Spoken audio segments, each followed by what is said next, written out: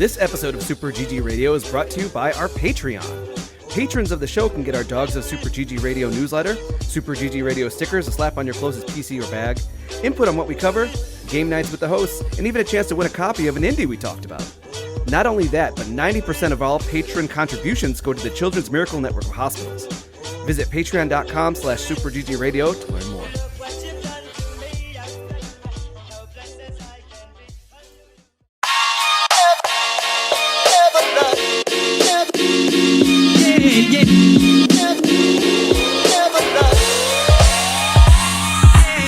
What's good, Internet, and welcome to session 269 of Super GG Radio. Nice. Where friends chat about video games and all things adjacent, part of NPR of Illinois. I am your host this week, and also Drunk Souls two-time champion, Alex Arona. Joel bailed like a boss, and I am 2 work hangovers deep into back-to-back Drunk Souls, and ready to give shade to our next host. But Proggies! It's all about them Proggies, and you could definitely tell my Drunk Souls trajectory. First hour, all Proggies, baby. Back half is a drunken mess. The absent co-chair of the Itty Bitty Indie Committee, Joel DeWitte, is up next. Hey, Joel, what's up? So context clues, Proggies is progress? Yes. Okay. All right. Got to get the Proggies. My brain is being filled with this useless information. This was a scheduling issue, and me assuming that just because I have time during the day, that everybody else has time during the day. So I'll take that on the chin. But I have time during the day, but I don't have 3 hours time during the day. Okay. No, that's fair. That's fair. So, yeah, I look forward to leading the charge for the best little itty bitty indies out there. Yeah, let's get weird with it. Also with us this week is the man who won't stream on Twitch any other day than Thursday. Alec, it is Shark Week. No, last week was Shark Week, isn't it? I don't know. Yeah, it is Shark Week? Yeah. Hey, Alec, what's going on? Oh, nothing. You know, it's Thursday, so we're streaming. All hail Thor. And you now have a setup to stream. You have space to stream. You have time to stream. That's debatable. And now you will never stream. No. By the time the kids go to bed, I'm just exhausted. I'm trying to think of a way where like you could stream the podcast every Thursday, but also be streaming a game while we're podcasting. So it'd be like 5 windows in the Twitch chat. Just you. He'd really be paying attention. Yeah. I would absolutely not be paying attention, and our listeners would only hear half of what we're saying because the rest of it would be taken up by game music. But what if it was Balatro? Ooh. Also, you can put them on separate channels, right? You can use Voice Meter to put them on separate audio channels. Your audio could go to the stream and not us. I mean, yeah, but who wants to listen to us instead of Balatro? Well, no, the other stream would listen to Balatro. Our stream, well, I guess no one wants to listen to our podcast anyways. All of our podcasts are secret podcasts. This is facts. Do you think if we use Balatro's music, we'd get taken down? Like, do they have that level of sway on the internet? I do. I don't think they do, but I think that if they were to point it out, we would get decimated by the internet because they have a lot of people really hyped for them. Yeah. They have a lot of goodwill. How about that? Well, especially given the news this week, I buy it.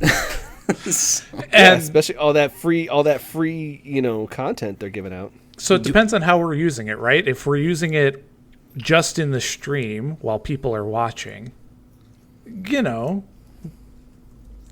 as long as we're playing the game, I don't think they'd care. What if we play the music, but then like add every 30 seconds like a quarter-second skip, just to fool the internet into thinking that it's not the same song? I don't think that would work. You see the same thing in TikTok where like people are just putting full movie clips on their channel in sequential order, and they just have a horizontal line, and almost like it's one of those scan lines, just to yeah. Or it's just a little bit sped up. Yeah. Or it's mirrored. A little faster. That or too. Mirrored. Yeah, I've watched a lot of mirrored movies. Yeah. It's weird, but I'm into it. Well, we have a lot going on this week. We got triple early adopters, lots of Nintendo news, and then also we're going to dive into the backlog. I think we might have a Joel double whammy. We'll talk about it when we get there. But first, early adopters, where we play alphas, betas, and, we kick up our dance shoes. We got to, get the dance shoes on and get them moving, whether we're traveling or just cutting a rug. Guys, we played a game called Cosmobeat. That's where I'm at. Cosmobeat. It is a itch.io browser-based game where is it the WASDs, right? Or the arrow keys? It's WASD, X, and and Y Z. and X. X and Z? I thought it was Y. I mean, Y worked, but I don't know how you managed to hit those keys, but... I didn't. Yeah. I could just open the game right now. Made in Unity. Cosmobeat is a dancing simulator where you move each of those keys. Well, like there'll be your feet, one for each foot. There'll be one for each arm, one for your body, one for your head, and you kind of got to move around to the beat. And it's pretty fun because it works surprisingly well. How kind of silly your character moves. I did find a way that I was doing like a cool little foot shuffle. Mm-hmm. I would step left with the left foot and then move the right foot with it and then do it again. Like I kind of was like stepping to the left, step to the right. And like the kind of dance move I got to was like step left, step right while wiggling my hands. And that was a fun thing that seemed to work for me. Did you guys come up with any silly dance moves here? I gotta note quickly on the intro and setup for the game itself. The game starts with you being a content creator, creating what's ostensibly a YouTube instructional about how to dance, and it's just the same kind of funny awkwardness you'd expect from like a middle schooler trying to do a Let's Dance video on social media. So a very funny bit of that. Apparently his mom has a interdimensional portal ribbon Sick. that you're supposed to go and save the day on. And then you are. And then you get dumped into a dance studio, a dance club, and you say it's Gorbin time. It's a discotheque. Words are hard, Alec. But the dancing. This is the best kind of like, it's not Q-wop level of awkward, but it is awkward enough to make it uncomfortable, but precise enough to where if you give it time, you'll get the hang of it a little bit. Weird placement for feet notwithstanding. So starting out, I thought I had to like click while moving the stuff, and it really messed up the order, because the way you handle is you hold down the different WASD, ZX for different limbs or your torso or head based on what pieces of your body you want to move, and then you move the mouse along to then do the motions itself. So it's the actual dance itself is sort of a Simon Says kind of thing. So the person you're dancing against will do a motion, and then they sort of expect you to try to follow it. You do multipliers depending on how well you mimic it. I think they were pretty generous because I did lousy a couple times, and they still gave me all corbs for the rating on that. But I appreciate that they were that forgiving, because it gives you a lot of leeway to not only just goof off it for fun, because there's points where it's like, oh, I'm going to improvise and shimmy my head that way or something like that, but also just be forgiving enough to the novice me who just doesn't know any better and is figuring it out. Yeah, and I think that the fun is in the silly. The fun is in the silly, because again, if it took itself too seriously, then what are we even doing? It's right. Not that seems like that's more frustrating than anything else. Yeah, let's have a good time and dance the night away. Alec, what about you? How did you feel about this one? I wanted something to tell me how I was doing and why, like an actual gauge of how I was. Why was it Gorb? What did I do better this time than I didn't do last time I moved my hand to the left? Okay, so you wanted like a stats at the end. I wanted stats at the end or better feedback while I was doing my Simon Says. You want to like you rapping cool. I don't know what that means. Is that Parappa? Yeah, that's Parappa the Okay. Rapper. That's like if you're doing a good job, it tells you rapping cool or you rapping lame. Right. So that's kind of what I was looking for, was something that gave me better feedback so I could improve and get more gorbs. Oh, okay. Or it's all about the gorbs. I would almost wonder like if they could do. I know they do the mimicry from the opposing character. Almost if they could do like a shadow outline kind of thing over your character overlaid, where you could see where you messed up or messed up or something like that. Yeah, that would be cool. That probably asking a little bit too much of this fairly brisk experience. They had a tutorial section. It doesn't really go beyond that for this. It is worth noting there is a link on Steam for a wish list, so this is just a demo. They do plan on doing a 1.0 release of this game.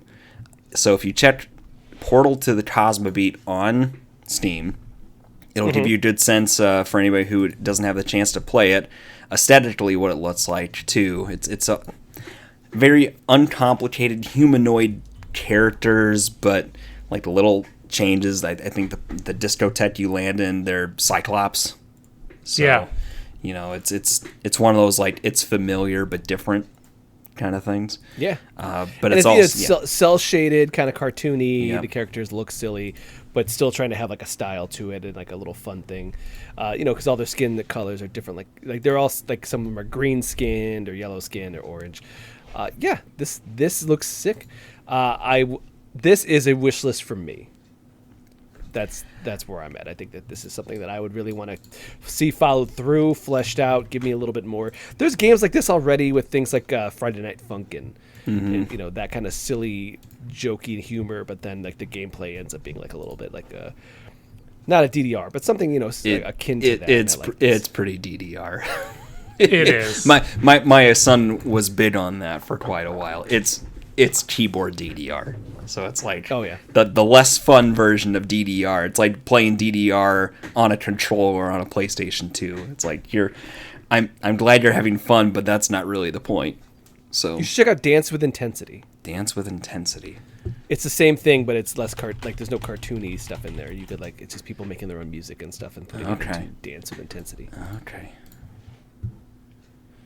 But yeah. So that's where I'm staying, is that this is a wish list for me, and I will continue to check out Portals to the Cosmobeat. Yeah, I'll add that. I didn't even know if it was on. I didn't know it was on Steam. So yeah, I'll add that. Sure. I didn't know either until you told me. That's a good find. Yeah. Now another one that had us moving and shaking. Space for Sale. Space for Sale is definitely one of those. It's a survival kind of crafting sim. You're a little guy that's kind of put down on a planet, and their job is to start collecting resources, building factories and houses for people. The idea being is you're trying to make make these planets be like you're trying to build like almost like a suburb. You're like finding these strange planets, and you're building little suburban houses, and then you're also building attractions and stuff to make it hospitable for people. And that's why it's called Space for Sale. What's fun about it, though, is that it looks like top-down. Not quite claymation, but like really, it's the art style you're looking for, where it's just like this really handcrafted Saturday morning cartoony. Everything's kind of colorful, and it does look like this is just like almost like action figure toys. It almost, as someone who hasn't played many of these games, it kind of reminds me of Pikmin. In the way that your character is this very small being in this very oversized world with everything around you. The environment, there's detail, but a lot of it's it has a sheen, not quite like plasticity sheen, but a little bit on that edge. I like how everything's like teeming with life.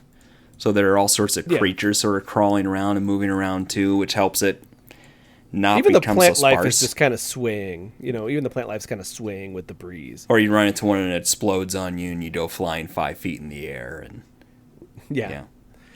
Yeah, and then just like, or just like you brush past a leaf and the leaf does sway against you. So it does feel like you're just playing in a little toy box.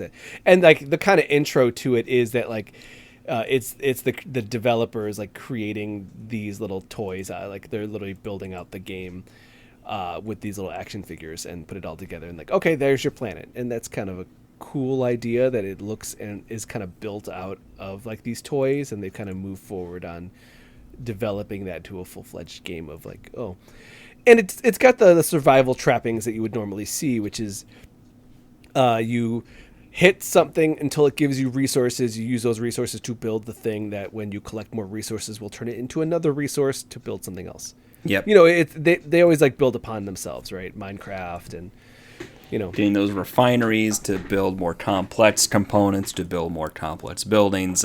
That's until you build the water park. Until you build the water park, and then you stay there until it's the end of the day and it's starting to get too cold and somebody peed in the pool and you just no one loves the pool. No.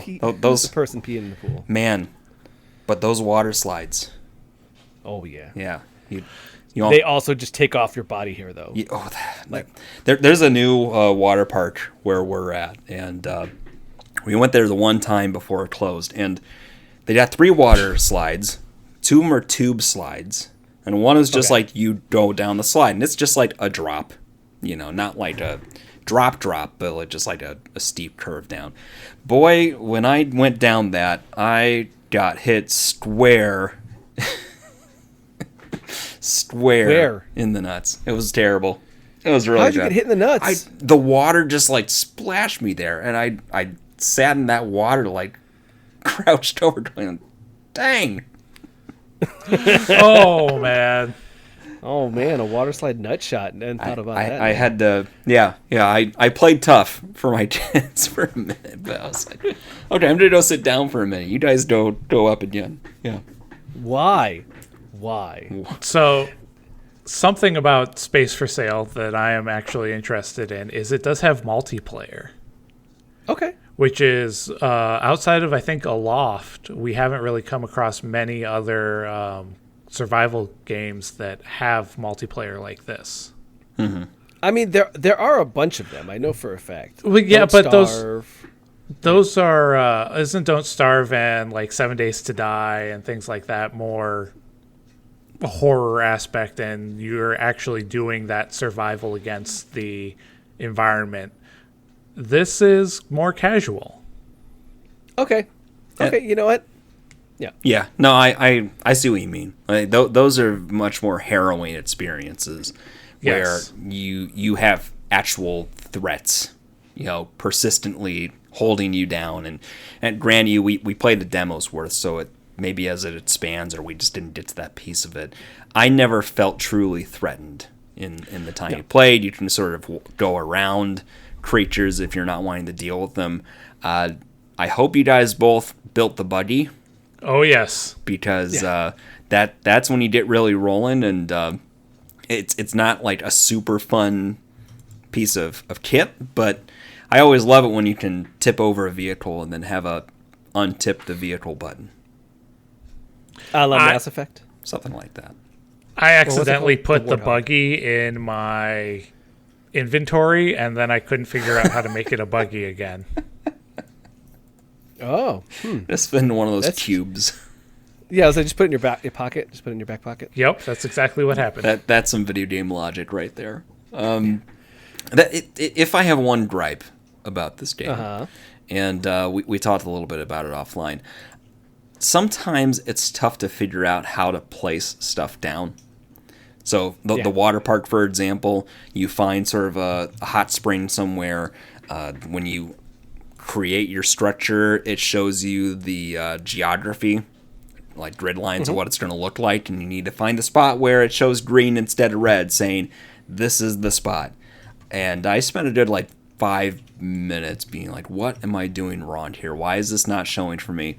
And then I messaged you guys in chat, and within 30 seconds I get the answer. It's like I don't think that was explained No, the tutorial kind of ends abruptly. It's like, okay, go ahead, do the thing. Yeah. It's like, wait, what the? Do more things? I got this more to do. I guess that for me it was like build the refinery, then build the residence, and that was the other part where I was like, okay, I built the refinery, but it's not doing anything. And it's like you have to go to the one side where it's got a little open door, and I was like, oh, like why is this?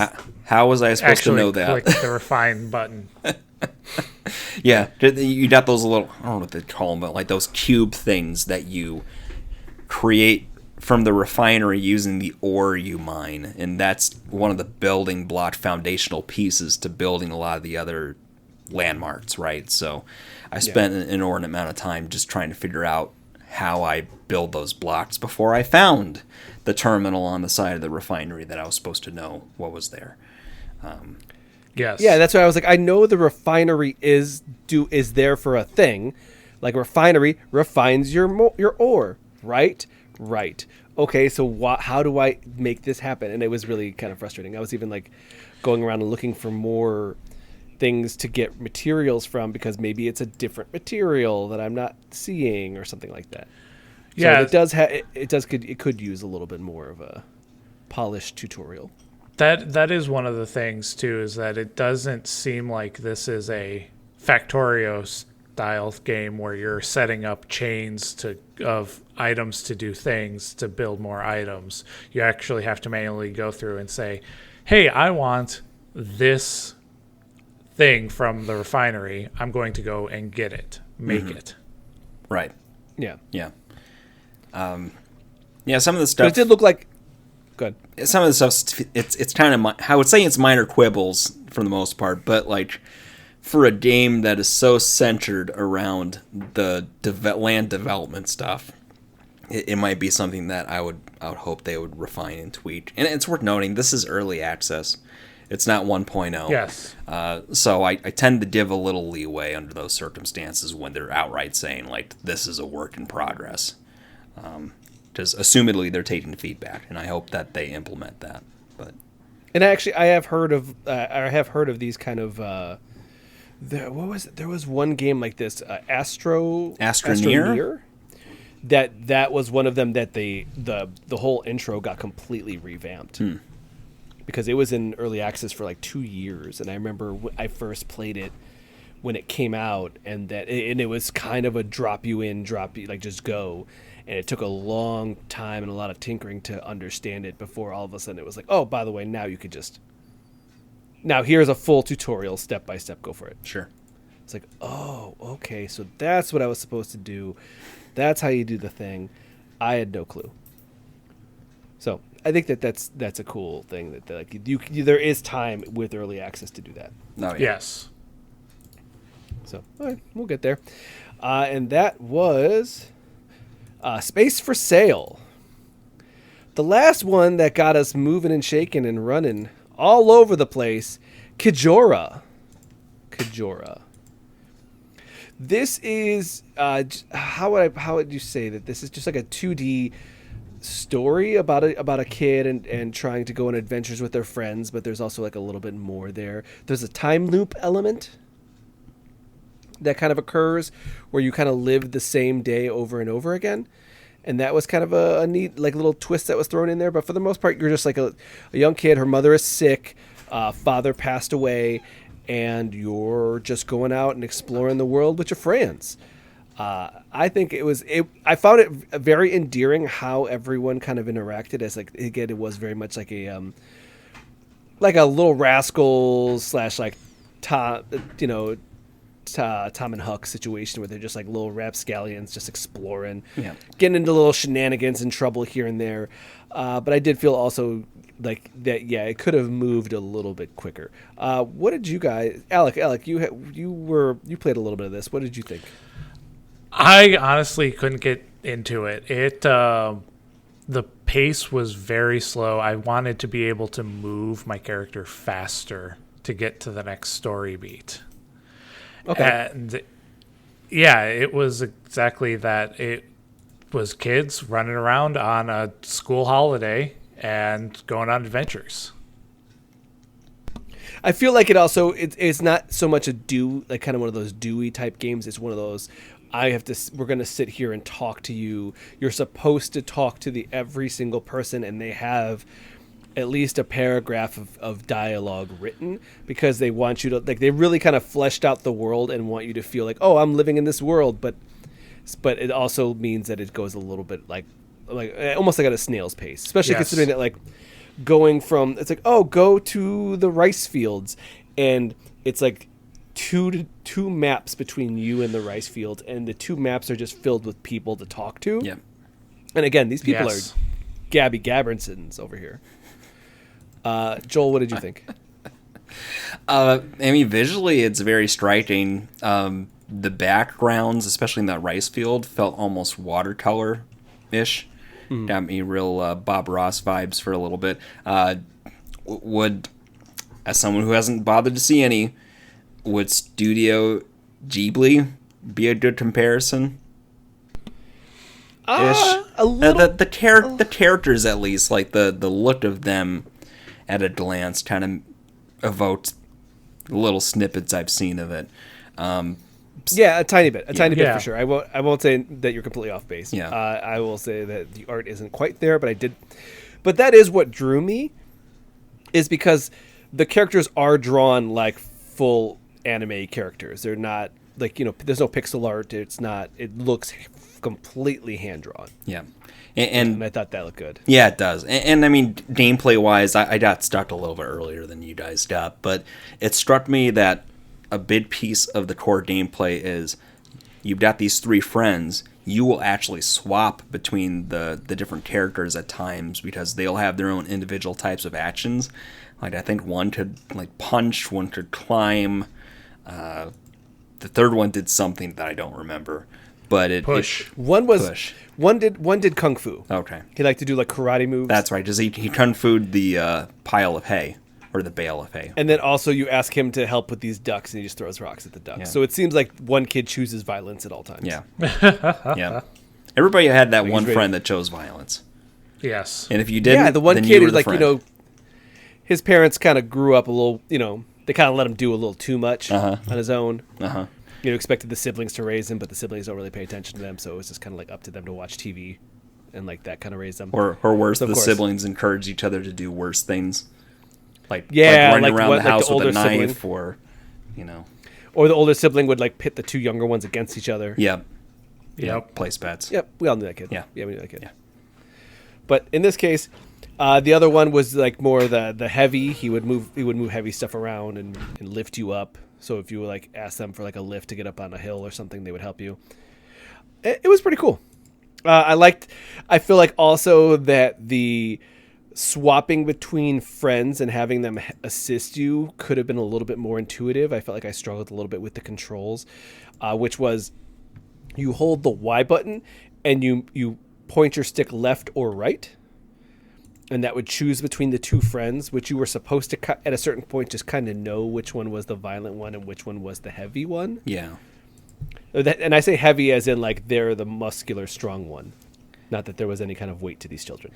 And this is a situation where they've got controller support, so even if you don't want mouse and keyboard, it's like you got enough bindings or button options where you could probably bind individual actions or swapping characters just based off a separate button rather than having to sort of coordinate a few things. So yeah, I thought like a right bumper, left bumper could have easily sufficed as opposed to holding Y and then clicking left or right. Right. And Yeah. like it wasn't entirely like, it wasn't until you let go of Y that it chose your selection. So it was always confusing to me. Like, did I select the right kid? I'm not sure. And then that person would teleport near you, and then it would say, okay, press the button to interact with them. And that was like a whole separate feature. So you had to select the kid, then interact with them to do the thing. And again, it was like just a whole extra step. If you had just given me a right bumper, it would just do the move that I needed, and that would be awesome. So Agreed. I feel like you can just shore up a little bit of the controls. But again, I think that, Alec, if you need a little bit more action, this may not be the one for you. This is more about the the story. dressing, the set dressing, if you will. Yes. And I thought they did a really good job of fleshing out that world. I think there was like a fun little like activities about like, oh, well, this guy is helping with the generator in the rice fields, which also is like, oh, I did not know you would probably use a generator to kind of get some of the water out of the rice fields, even though that, rice fields use a lot of water. And so I was learning about that while he was like, okay, can you kids help me uncork the hose and all this stuff? And it felt, I was I put in my head, I'm a little kid, and all of a sudden I felt like this grown up was asking me for help, and I was actually kind of psyched. I was like, oh, hell yeah. I'm gonna go fix his hose, and the adult's gonna think I'm cool. That kind of idea. I definitely have a nephew right now who kind of is a little bit in that vein where he's like, oh, I'm gonna hang out with the adults. It's gonna be awesome. Oh yes. Yeah. So that they want to be a little bit more grown up than they are, and I love that. And that's kind of where I was at with this game. I was like, oh, well, I mean, it's got a lot of charm. I feel what these kids are feeling. I feel like the dialogue is pretty entertaining. But then all of a sudden it hits a time loop, and I was like, oh, now I'm kind of curious of where this mystery goes. So I'm gonna keep an eye on this one. It's not quite a wish list, but it's definitely something I'm gonna keep an eye on, see how it fleshes out. What do you guys think? I'm there with you. It's a little. I'm with Alec, actually. I should say the tempo is just a tad too slow for my tastes, and my impatience would get the better of me on it. Okay. Yeah. Okay. I've got enough games right now. I love a good visual novel, man. I love a good visual novel. I can't help myself. It's just to me it's like reading a cozy book. Like I will play a visual novel and sip coffee early in the morning. See, it's a mindset thing, isn't it? Yeah, and that's kind of where I put myself with this, where I'm like, just tell me a little story. Just tell me a little story. I'm just gonna sip here. I'm gonna sip, and you tell me a little story. A little blanket. Nailed it. It's a fall game. It's a nice little fall game. Okay, I'm done. Yeah, end of summer. It feels end of summery a little bit. Yeah. The kids that they're about to go back in the game. The kids are going back to school. They're about to go back to school. Have one little last adventure. Yep. Yeah, right before your mom dies. Little Rascal style. Oh, I don't know. Now we're being a downer. Like, no, we gotta talk. We really do gotta get out of here. I gotta talk to you guys off break. I've had to explain death way too many times this week. Let's just really ponder our own mortality in the break. We'll be right back.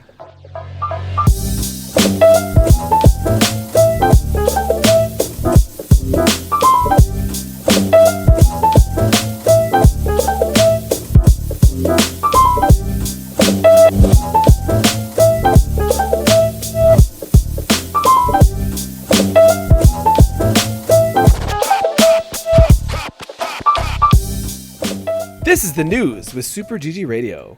Now with 100% more hedgehogs.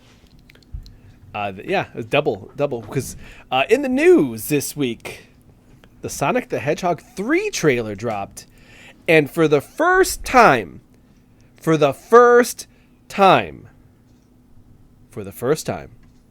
I'm interested in the Sonic the Hedgehog movie. Really? okay. That's where I'm at. All right. So who was playing Jim Carrey? Who was playing Robotnik's dad? Was that Jim Carrey still?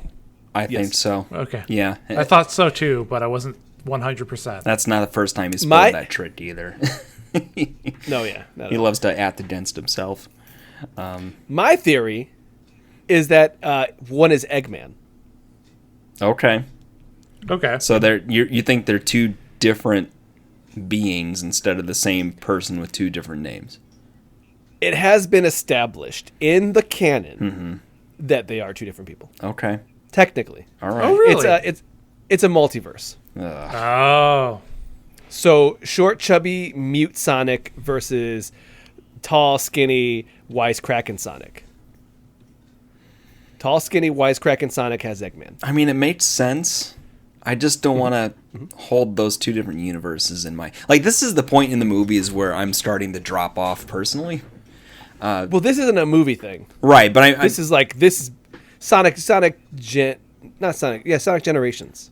Okay, but I mean, even there's a turn in the series, right, where it goes from very uncomplicated 2D platformer, like character mascot stuff, and then it evolves into something wider and more expansive and arguably more weird. The answer is yes and no.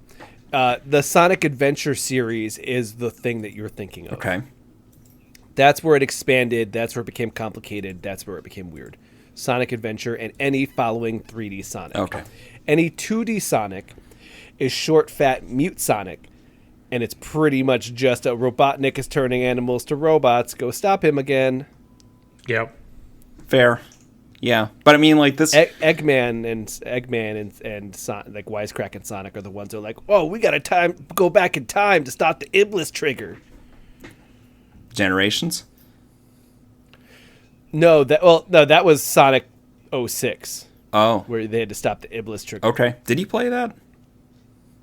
Yes. Yes, it did. Okay. It was awful. Okay. Yeah, I didn't realize Keanu was playing Shadow. Oh, we reported on it in the news. You think I remember that? No.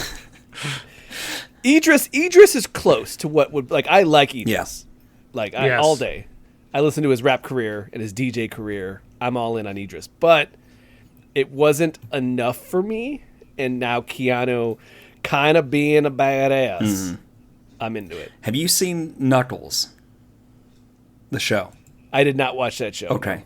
I had no expectations for that, but it was actually pretty fun. And Knuckles is not so much the main character. So, like, he's used sparingly enough to where the whole, like, I'm Drax stick doesn't get old. And they actually fleshed out his character a little better. Less of a himbo. Yeah. Yeah. Okay. So, like... Okay. But that's kind of the problem, though. I want him to be the main character. I want to get these humans out of here. That's where I'm at. I don't... Marston ruined Cyclops for me. He needs to get... Well, I don't care about him. Like, he can go to Olive Garden for all I care, but, like, it's... When you're there, your family. One might say when you're there, your family. But, like, I feel like they need some kind of grounding. A little bit. I don't think they do. I think that the world look at Mario. Mario didn't need... Mario's not a good measure. Like, Mario's a theme park ride. This is trying to be an actual movie, you know? Which is number one bad choice. No. Not at all. Don't make it an actual movie. Hold on. What is another movie that didn't have any grounding? What is another video game movie that had no grounding and I was kind of into it? I gotta think on Wreck-It this. Ralph. Let's keep going. Was that a video game movie though? It's a movie about video games. That's fine. I mean, Detective Pikachu was the actual we needed grounding and they grounded just fine. I'll agree that they hit that balance better there.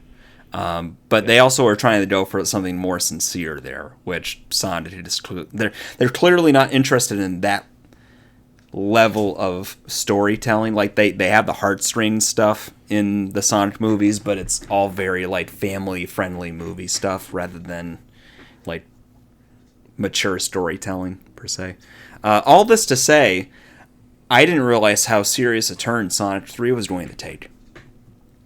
Like, yeah, it got real serious. Yeah, right? like this is if this was made in 2002, Linkin Park's "Crawling" would have been somewhere in the trailer for this. Oh, absolutely. You know, just yeah, absolutely. Yeah, it would have been full of nu metal, just all over the place. Yeah. But I thought it looked cool. I thought Keanu did the voice pretty well. I felt like Shadow was pretty awesome. He just decimated the whole crew, and it's funny because they work with the government now. Yeah. So then they're the Team Sonic, which is very funny because that's the development team. Yes, it's Team Sonic. Yeah. So and that kind of aligns with what I've seen in the cartoons. Like in a lot of the cartoons, it is Sonic and friends find themselves in the real world. The U.S. government, for some reason, you know, enlist them into some defense force kind of thing. So it sounds like they're taking that kind of beat rather than to what you would maybe want to see, which is them going into like actual Sonic fantasy zones rather than being on Earth. Yeah, I feel like we could, because you were saying like, oh, Mario's an amusement park ride. Should not Sonic be an amusement park ride, running in the loop-de-loops and becoming Super Sonic and going Super Saiyan? So now that they have the blasting each other across the planet. Oh, I think stuff. they've laid the groundwork now where that makes more sense. But he needs to be in the fantasy zone, the no flex zone. The no flex zone.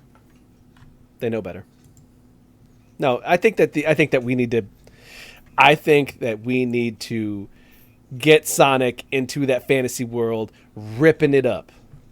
That's what I want. I think it's time. But then the camera can't track him. Yeah. I still say the perfect Sonic was those shorts that they made for Sonic Mania. Yeah. Those little shorts where it's like, it's like Wile E. Coyote. Robotnik is Wile E. Coyote trying to catch the Roadrunner, and then Sonic is always thwarting him, and then he gets blown up, and everyone's like, hee hee hee, and Sonic is mute. Yep. Yes. That's all you need. That's my Sonic, is the short, fat one. Yep. Yep. All right, so that was Sonic the Hedgehog 3. We also before we hit the Nintendo Direct stuff, let's knock out a couple of quick hits here. Metal Gear Solid 4 producer Noriaki Akamura. He says when they said, like, how do you feel, or what do you have any thoughts on more Metal Gear Solid 4 and how it's stuck to the PS3? No other way to play it, and they said stay tuned. Obviously, we can't say anything, but if you understand, the Metal Gear Solid collection was Volume 1. Yeah. Boom. I mean, boom. Okay. I really I'm glad that there will be another generation able to access this stuff without having to pull an ancient console out of their garage and plug it in and all that. It'll be interesting to see what changes they do to it, because there's a lot of little things that are Sony specific. References. Even just the Metal Gear Solid 4 podcast. Yep. There's that. I think Otacon at some point references the fact that they're on Blu-ray instead of having to be on multiple discs or something like that. You're using like a Walkman MP3 player. Stuff like that. A Sony Walkman, Sony. Yeah, so there's lots of little winks and nods for that stuff. Where I wonder how. I think it was Sony Ericsson. I think you're right. Yeah. No. Yeah. No, but I think you're absolutely correct that it did be funny how this would be updated. I will tell you that also the embargo went up for Metal Gear Solid 3 preview events, the preview event where people got to play it, and word is, it's a loving recreation. Everything is still there, but damn, is it still just fun as hell. I'm glad they understood the assignment. Like that's Metal Gear Solid is a legacy series at this point. I would be very shocked if it came back in any meaningful form that would satisfy old fans of the series. Especially with, I know Kojima's out there being Kojima, but a lot of the weird and fascinating stuff came from that man's mind. So they could probably still successfully do the tactical espionage action. The question would be, how would they be able to recreate the kind of meta commentary that he was very successful at using that as a vehicle for?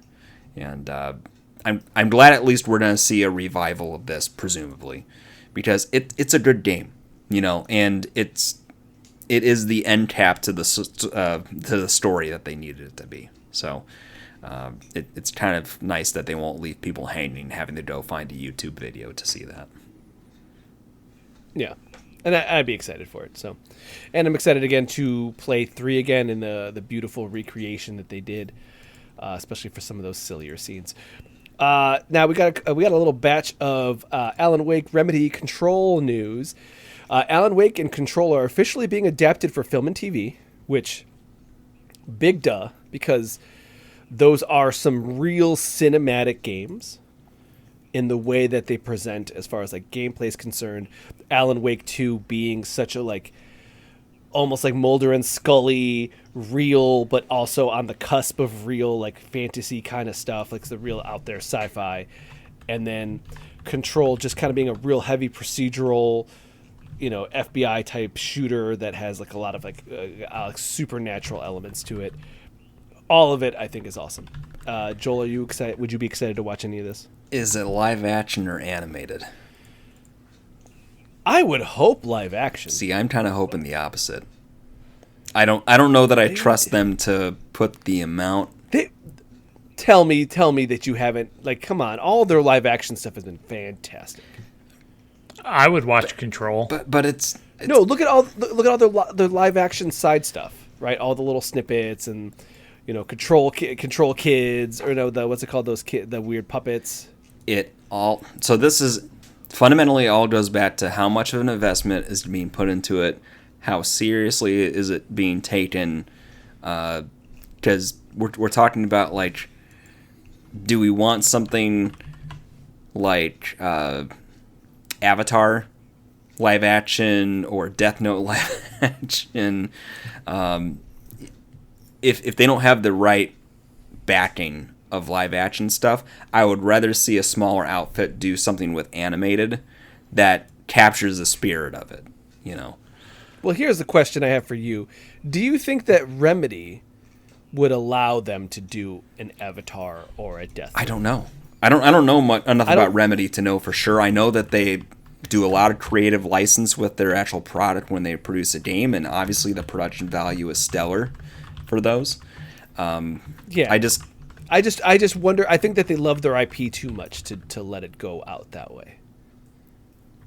That's how I think. Okay. I'm curious either way.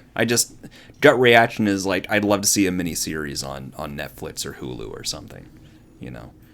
Yeah, I agree. And then on top of that, with their currently in development of Control 2, Remedy is also partnered with Annapurna just for a little bit more firepower in how they're building the game out. So that's just exciting. Just an exciting update that they have gotten a little bit of assistance from Annapurna. That's an interesting one, because I feel like Annapurna anymore is more of a publishing outfit more than a developer, aren't they? At least a lot of the more recent stuff is them publishing. But maybe that's what they're needed. That's fair. They need someone to, like, do a lot of the legwork because they're too busy focused on everything else. Sure, that makes sense. I really should go back and play Control. I only played for 30 minutes. Oh yeah, Control is the bee's knees.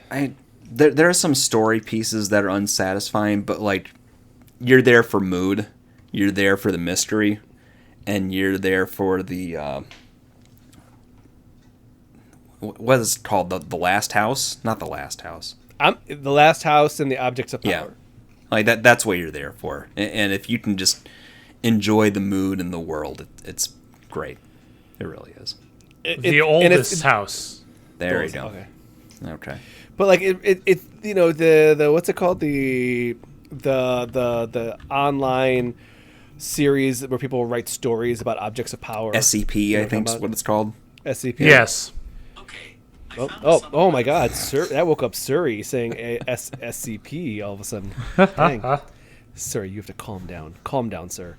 Yeah, so the SCP stuff is very fascinating, especially when you come into some of these. There is a small bit, and I'm not trying to spoil too much for you, Alec, but there is a small bit where you... What? It's over 4 years old. Oh, okay. I thought you were going to get mad at me like I spoiled The Sixth Sense for you again. I was so upset about that. That's the reason I never watched it, Alec. It got spoiled for me, too. I was, like, in a family event, and somebody just mentioned in passing, oh, yeah, and he was dead the whole time. I was like, come on. I would have maybe watched that someday. There's a part of the old house where there's a fridge that will murder you unless it's being observed, like someone is seeing it.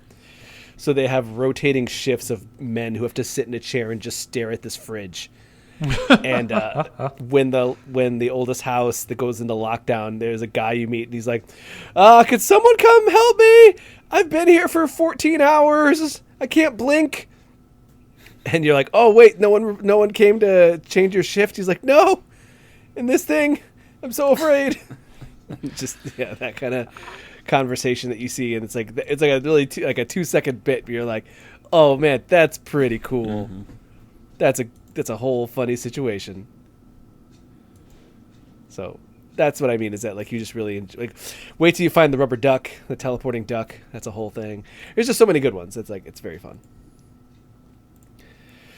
Nice. Okay, so those were those were the last kind of bits of the news that isn't a Nintendo Direct.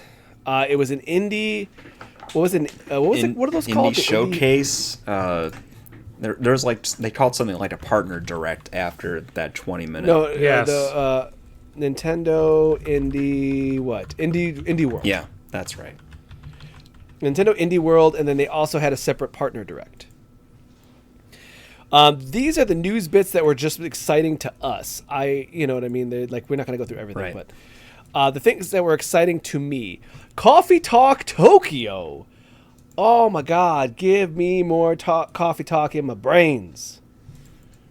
It's in my brain, in my veins. I want the coffee talk. All the coffee talk. Interesting that they took it out of Seattle from the first game. I don't think that's a mistake, though. I think it makes total sense for them to put a new venue, clean the slate with a new cast of characters. Not that they won't ever revisit him, or I bet someone will make an appearance there. But yeah, a new cast, the same conceit. Yeah, I'll take more coffee talk. Sure. They kind of said they wanted to explore a little bit other more cultural differences. Where I'm like, yeah, let's do that. Give me some chill wave music and serving up Japanese tea. I'm into it. Next. Date Everything. I had originally seen this this was news when I did my Solo Dolo episode. That's what it's called, and I don't care what anyone else says. The Solo Dolo episode, I definitely talked about Date Everything, and I was super into it. How that toaster is so freaking hot. The tub is hot. The oven super hot. Like, what are we doing? And it's how many did it say? It was like 30 different dateable inanimate objects. Like, what are we doing? We just got to get the shower or the bathtub and the toaster and a little That's a toxic relationship. Yeah, a little menage a trois, and we're all of a sudden we're all in all sorts of trouble. Alec just shakes his head silently. Thank you, Alec. Nope. But this will be out, I think, I'm pretty sure, in time for Extra Life. So release date is to be announced currently. Oh, no, I thought there was a release date. Okay. Well, at least on Steam, it's to be announced. Okay. Which was kind of my whole bummer thing with this Nintendo Direct. There was nothing that was a Switch exclusive. Yeah, I think we're just at the point where Nintendo's not going to do much in the way of exclusives. People aren't going to be doing the exclusives when we got the Switch 2. Like, when everything in the pipe is for Switch 2 exclusives. Yeah, I just want some news that's... Well, I mean, the last Nintendo Direct had Metroid Prime 4. Yeah. Switch exclusive. Sure. I just, But this was... They made a big deal about it. This is indie and third party, so it was always going to be a little threadbare on that. Third parties are not going to show their hands for the new system before Nintendo does. We're just in that purgatory period where, there's cool stuff for some of the weirdos like us, but if you're looking for the big knocking out of the park stuff, they got that hose. They're stepping on that hose right now, waiting for the time to release it and get everybody wet. Because there's already a lot of conversations behind the scenes of, oh, this team is already making a Switch 2 game. This team's also making a Switch 2 game. The dev kits have been in people's hands for a while. Okay. So, yeah. Yeah, there is going to be stuff. We're just not there yet for the Switch 2. Right. Okay, next. Capcom Fighting Collection 2, a.k.a. Is it Collection 2 or Collection 3? 2. Yeah, it's 2. What is the first? What is Marvel vs. Capcom called? That's good. Is that the first one? No, because I played the Marvel vs. Capcom, I played the Capcom Fighting Collection. There was a bunch of Darkstalkers. Marvel vs. Capcom Fighting Collection. Okay, so yeah, the Capcom Fighting Collection was a bunch of Darkstalkers. I reviewed that. Yeah, I've got that on my wish list because I felt like $40 was a little too much for a hodgepodge of fighting games I knew nothing about. So, and these are a lot of like Gem Fighter A+, Super Puzzle Fighter 2 Turbo, A+. But then you start getting to like, oh, this is Darkstalkers, but then there's Japanese Darkstalkers, then there's part 2, and then part 3, but there's also part 3, part 2, which is like the same idea of playing Street Fighter 2 Turbo and Street Fighter 2 Hyper Championship Edition. So like Vampire Hunter 2 and Vampire Survivor 2 are very much the kind of the very similar situations. You do get Street Fighter 2 Hyper Anniversary Edition. But yeah, I mean, still, you could probably make the same argument about the Marvel vs. Capcom one with all the X-Men superheroes versus Street Fighter, and some of those earlier ones probably a little samey by comparison, but I liked X-Men Children of the Atom. That's what I have to say about that. I liked all of them, so like I'm not picky about that stuff. Capcom versus Saint stuff, I don't have a lot of experience with, so I'm interested in for that alone, just to get exposure from that. But what's cool about it is that like how do they translate, right? How does that translate? And for me, they translate really well, because you do have SNK characters having a little bit more complex combos and super moves to the Street Fighter simplification, but they're a little bit flashier. They do a little bit more damage. And then also you just get a killer soundtrack, because it's Capcom, because Capcom's sick. I think it's all very cool to see those characters living up. Wait until we get the Street Fighter vs. Tekken collection. Let's get that going. But still, this is very exciting. You also get Rival Schools 2, but not Rival Schools 1. I thought was weird. Because it's Justice, was it? Project Justice is Rival Schools 2. I'm not familiar with that series, actually. Oh, well, really? I know of it, but I didn't play any of it. It was an offshoot. Was it Ryu's protege? What was her name? I can't remember the game. Anyway. Yeah, it's a stage. Yeah, I know. At this point, I'm just Sakura. That's Sakura? Right. Yeah. Sakura. Yeah. She is at Rival Schools. She is at Rival Schools. That's like the connection string for you. And then it's all 3D, a little bit more of a Virtua Fighter kind of looking game, but it plays pretty well and it's pretty fun. But you get like these different characters, like a character is like a baseball player, or you get a soccer player, but they're pretty fun. But the SNK collection, we get Capcom vs. SNK 1 and 2, Fighting Evolution, Alpha 3.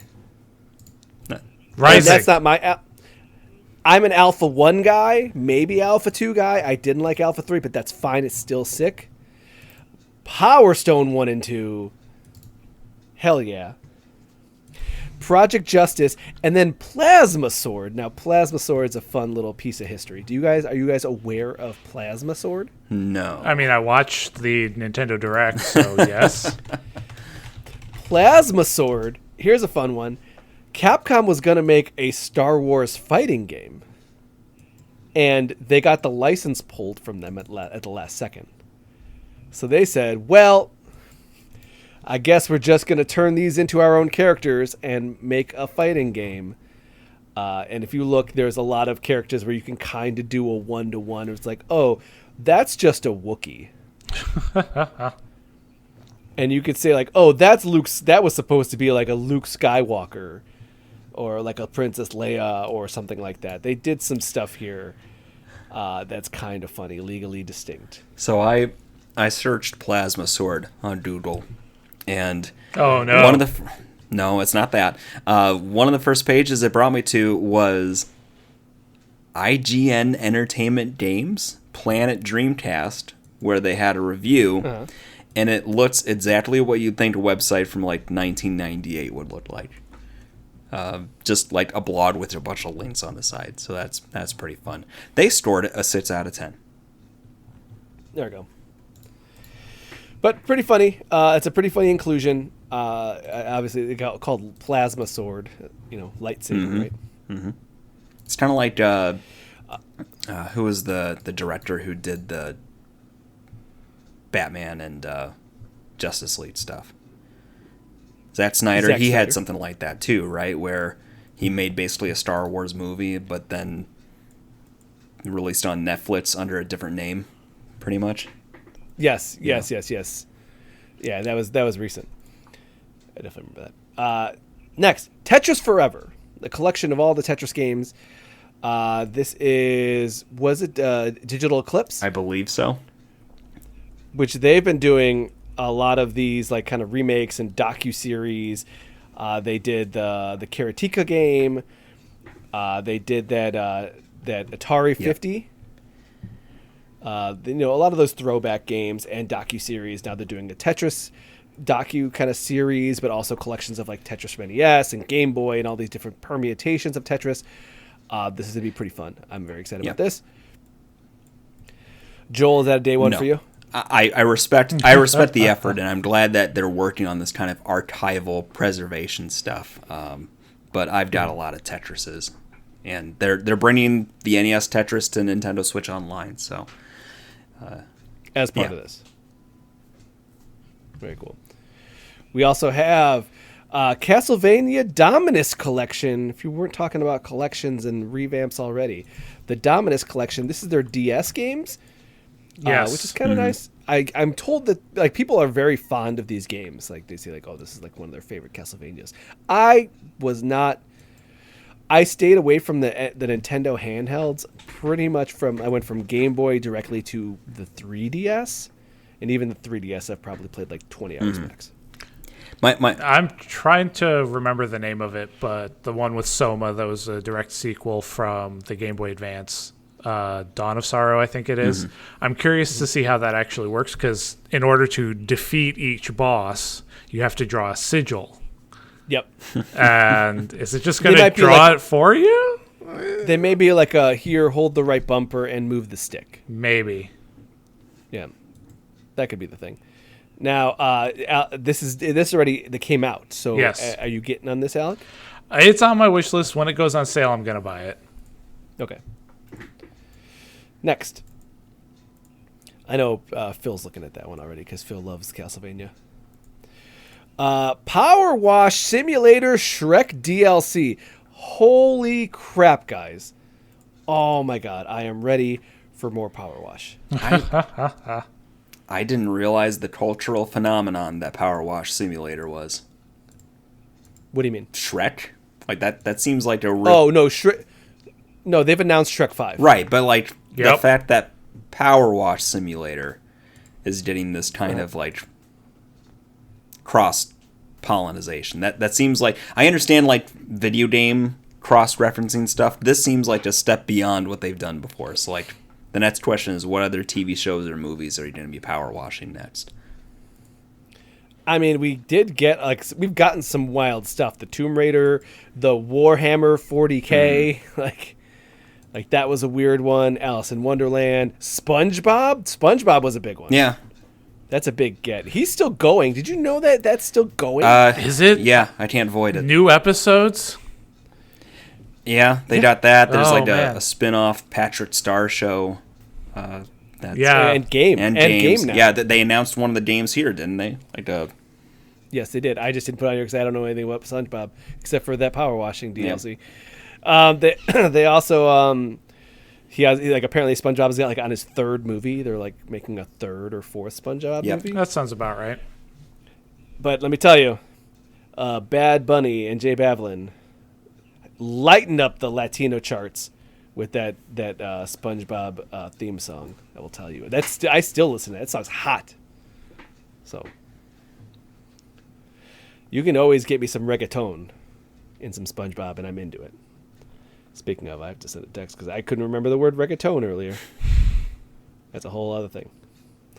Next on the list, Balatro free Friends of Jimbo DLC. Was it Jimbo? I think so. Yeah. I don't know who Jimbo is, but... Yeah. It's got The Witcher, Dave the Diver, Among Us, and Vampire Survivors. Now, I was kind of excited for this. I'm like, oh man, maybe we'll get new deck mechanics or something like that. I am told though it's all cosmetic. Oh, that's too bad. Because I didn't expect a lot, but what I expected was separate decks with different modifiers, themed to that. But yeah, because you could easily have a set of Among Us cards that will turn to glass, or one of them will betray you, right? One card will just turn out to be bad at the last second. Something like that would have been cool. Yeah. But so, yeah. free DLC. They said they would never do a charged DLC, so good for them. And, everyone got pretty hyped just because it's like, this is a fun thing for them. They deserve it. They've been working. Yeah, and I mean, they've teased updates, too, down the line. So we'll see what happens. Speaking of updates, we also got where is it? I can't even find it on my list. Sea of Stars DLC for coming 2025. Also getting informed me that it is multiplayer DLC as well. Yeah, they announced the multiplayer aspect of it a while ago that they were working on it, and it looks like they just bundled it in with this new Carnival. Yeah. So this it looks very cool. It looks to be like the Clock Keeper. So in that whole tower, there's like a whole nother section with the Clock Keeper and enemies from that area. So I'm interested. I am okay going back to Sea of Stars. I really like that game. I feel like it was a very complete package, but give me a little extra to play around with, and I'm into it. And so that is the Nintendo Direct. There was also one late break piece of news. Let's see. What was the last piece of news we got? Alec, you put it in the chat. What was that? Oh, was that the Marvel VR game? Yeah. Powers United? Yeah, Marvel Powers United was a VR game that got shut down, and there is a fan project to recreate it and keep it alive. Very exciting. I will jump into this. I want to understand what this Marvel United is. Marvel Powers United. It's multiplayer focused with people using their powers to move around and combine them as a team. It sounds cool, especially in VR. I'm curious how this works. I got into VR late, so I don't know what this is, and I'm excited to check it out, though. All right, so that is all the news there is to rake, but we do have some 1.0s here for you. Some of our favorites. Gory Cuddly Carnage, one of the first games that we ever baited on this show. Gory Cuddly Carnage went 1.0. Yeah! That brings me to Alex Day One Arona. I'm definitely getting on that. Also, Squirrel with a Gun. There's a squirrel, and he's just got a gun. And that went 1.0. And then, A Star Named Eos. This is a lesser-known, smaller indie title, but it's a photography game, and it looked really cool. I'm very excited for this. It seems like it's got a lot of heart. So I'm interested in that game, and it went 1.0. Which then brings us to Freebies! Freebies! Joel, insert sound here. Joel, insert sound here, yes. All right, freebies this week. There are a bunch of freebies that we have on the docket. First, Fallout Classic Collection. It's Fallout 1, 2, and Tactics. An Epic Game Store. We also have Wild Card Football, a football sim on Epic Game Store. Next, Short Snow. Realistic open-world survival experience. You find yourself lost in a vast snow-covered forest after a harrowing plane crash. With temperatures plummeting and hunger gnawing at you, will you succumb to the forces of nature, or will you conquer the frozen wilderness? The choice is yours. This is very much, again, the survival game is where you're just, got to gauge hunger and warmth and thirst and do the whole thing. But at the same time, like you said, Alec, the horror aspect. Here you're literally being chased by wolves. It looks terrifying, and it is now in my cart. Weapon of Choice DX on Steam. Also, Short Snow was on Steam. A high-energy side-scroller in which each playable character is unique with their own special weapons and abilities. Blast insane aliens, find new player characters, and choose between branching paths. What are you doing in this? So it's very Contra. It's very Contra, yes. Okay. Very Contra. It almost seems like Broforce, but less outlandish, because it seems like there are a bunch of characters and they can do kind of random stuff. So that kind of seems like a fun, well, what does this character do? Oh, wait, he shoots out bats. This is crazy looking. Yeah, this seems like an out there game. If you're looking for a new Contra / Broforce, check out Weapon of Choice DX. Next. Joel, what is this word? Atpala? Akpala. That is a very poor guess at what that probably is. Don't you want to play a magical battle chanting magic with your voice in VR space? A thrilling action game that offers 3 new experiences like never before has arrived. That's a weird sentence format. Multiplayer VR game for up to 4 players featuring 2v2 team battles and a battle royale mode. This is very anime. It sure is. Yep. So if I want to do some hang out with some anime Viking ladies and do cool spells, Akpala for VR on Steam and Meta, free everywhere. Akpala. Thank you, guys. That was a pretty good news segment. Also real long. There was a lot going on in this week. I think that I deserve a breather here, and I'm going to drink this nice, refreshing Dr. Pepper. Please sponsor me. I put it on camera. Oh, I'm getting a phone call. I think it's Dr. Pepper. I'll be right back.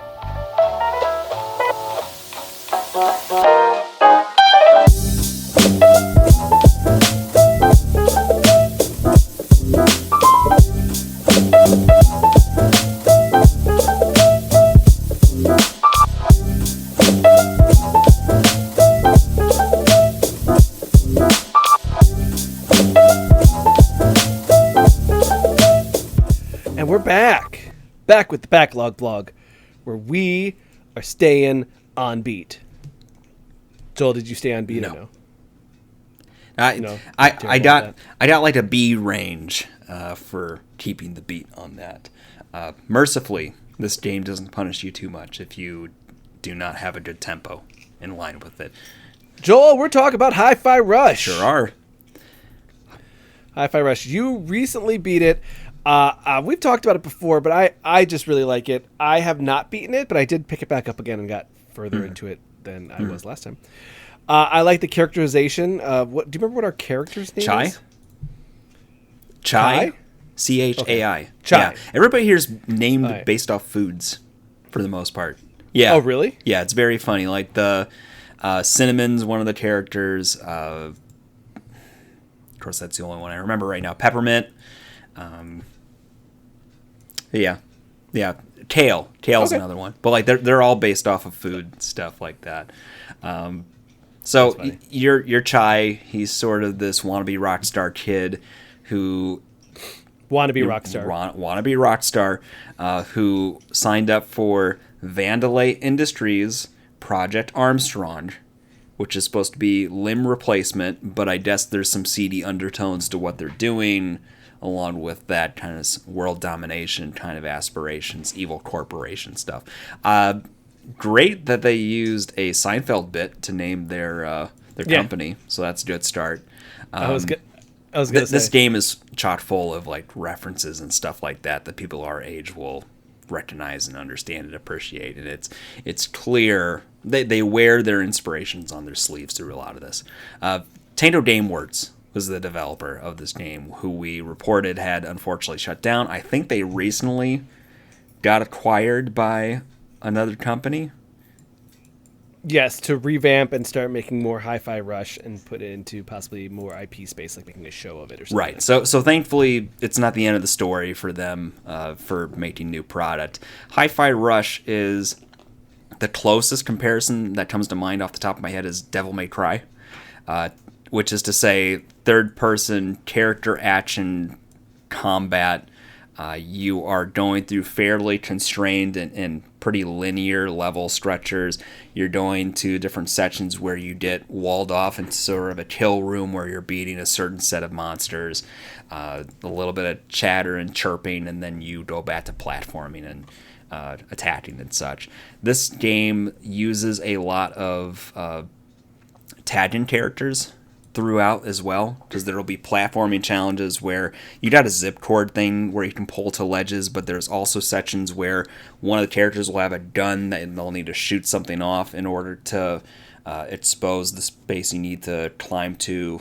Another one later on has a situation where like they're blowing wind and it affects electronics a certain way.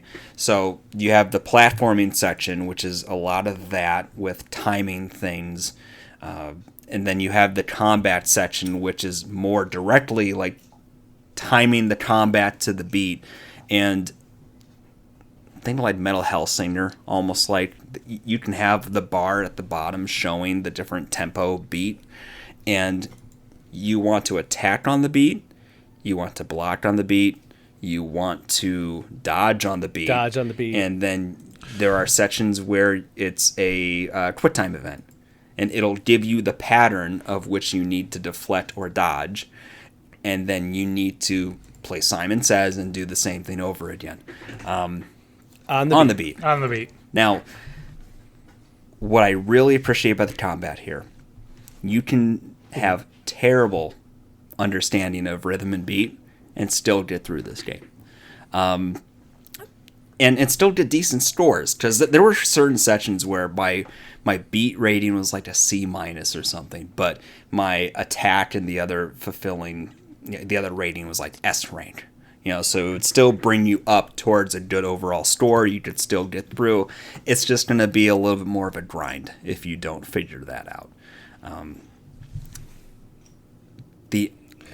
I think that you could have the meter at the bottom, or you could just kind of feel the music out. But the other part is that the environment is entirely pulsing with life, yes, all about the beat. So you'll be in a level and you'll see platforms moving to the rhythm of the song. You'll see just like fences swaying to the music. You'll see just everything pulses to music, and that's just so cool that they did it with the environment, let alone like you could have a meter or even his life bar at the top is pulsing to the beat. And it's just there's so cool. much style in this game, and it's all encompassing because of that. It's cel shaded and really flashy and cool with what happens on screen, combat or otherwise. The sort of thumping that you're talking about with the environment like that too. It could be easy to see the sort of presentation and feel like that it's really thin of a product. Sometimes you see something like this and it's like, well, is it lipstick on a pig, right? Where it's all vibes, all look. And no, like there's a very, very tight combat system here. I could argue maybe some of the level-to-level basic monsters could have a little more diversity, because most of them are robots of some kind. But the uniqueness really comes from the boss battles. Every boss battle has some different kind of hook that you haven't encountered before and that you need to work through. And it's dynamic and interesting, and so much style throughout, just like everything else. One of the battles, you're fighting on a platform stage, and you inadvertently find yourself on the stage with her wearing a left shark costume. What? Yep. Like what kind of reference? Who knows? Who remembers that reference other than like us? Yeah, I definitely like. That's a very funny reference. It's a very funny, obscure reference that if my kid played, he'd be like, "Huh, a funny shark costume." But it's like, yeah, I remember Left Shark from the Super Bowl. Speaking of Katy Perry, dude, that Left Shark was. Yeah, he was. Man. He was in the moment. He was living his best life. Yeah. But like everything is, it's very much like Ragtag Friends, almost cutesy to borderline kind of annoying, but doesn't quite hit there in terms of the group of friends and comrades. A very Saturday morning cartoon in terms of the dynamics of their relationship and how you team up with each other. And they're enjoyable to be around for the most part. The robot bothers me. I don't know why, but the robot bothers me. The cat? Not the cat. Maybe you haven't reached the robot yet. Okay. There's a separate robot helper that shows up, and I think it's a meat thing. Well, we can move on from that. This game isn't terribly long either. So for anybody who has trepidation about jumping into a really dense thing, it's pretty streamlined. There are good bookends to each chapter where it's easy enough to be like, I'm going to play this one level, I'll put it down and pick it up next week or something. And you can get back to it without feeling like you're too out of place with it. But runs amazing on Steam Deck. Yeah, I played Xbox, so I wouldn't know that. But I'm glad to hear that. Like that's important for a game like this that hinges so much on timing, right? That there aren't any frame rate skips or performance issues. So nope, looks beautiful. And I'm super. That's where I'm like kind of hyped on it because I'm playing it on Steam Deck, and I was like, man, this game just looks great, feels great, everything about it. Like again, the style, the flair, and it just kind of works. You know, there was the scene. So the whole thing is that he was supposed to get robotic limbs replaced, and somehow his iPod gets fallen onto him when they're going to start roboticizing him. And so then he just has an iPod that's right. embedded in his chest, which is like so cool. And that's how he could feel the music. But then the other thing is that he was going to be a garbage picker, right? And so one of the things they gave him on his robotic arm is that his hand could come out and a magnet on a stick will pop out of his hand, and he grabs that. But whenever he pops that out, a bunch of garbage magnetizes to his magnetic stick in the form of a guitar. Always. And that's what.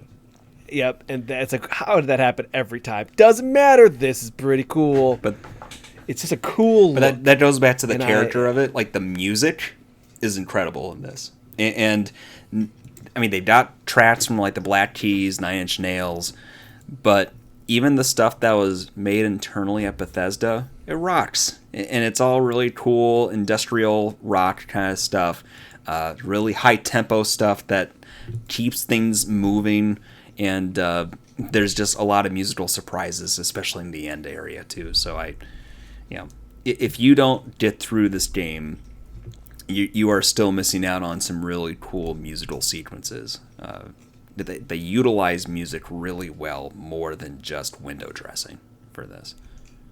Yeah, and then again, the licensed music is just like perfectly timed.